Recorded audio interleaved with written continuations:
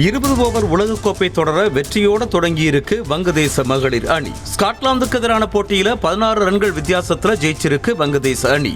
2014ஆம் ஆண்டுக்கு அப்புறம் உலகக்கோப்பை தொடர்ல வங்கதேச மகளிர் அணி ஜெயிக்கும் முதல் போட்டி இதுதான் அப்படிங்கிறது குறிப்பிடத்தக்கது.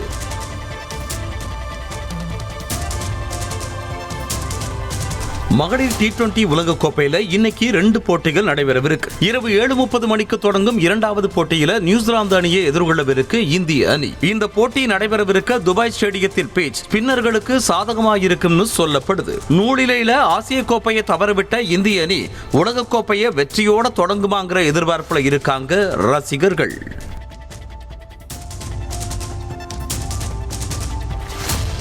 சர்வதேச T20 போட்டிகளிலிருந்து ரோஹித் சர்மா மற்றும் விராட் கோலி தங்களது ஓய்வை அறிவிச்சிருக்க நிலையில அவங்க இடத்தை யார் நிரப்புவாங்கன்னு கணிச்சிருக்காரு இந்திய அணியின் முன்னாள் வீரரான ஹர்பஜன் சிங். இது தொடர்பா பேசின ஹர்பஜன், ஜெய்ஸ்வால் மற்றும் கில் தான் சர்வதேச போட்டிகளில் கோலி மற்றும் ரோஹித்தின் இடத்தை நிரப்ப தகுதியானவங்கன்னு சொல்லியிருக்காரு.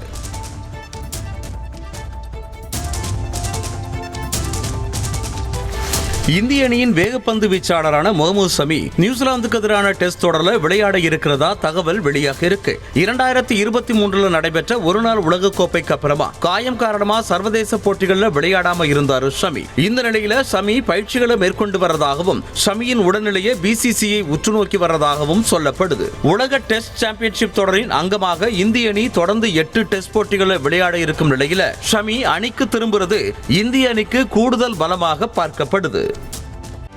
செய்திகளை உடனுக்குடனும் துல்லியமாகவும் தெரிந்து கொள்ள சப்ஸ்கிரைப் பண்ணுங்க.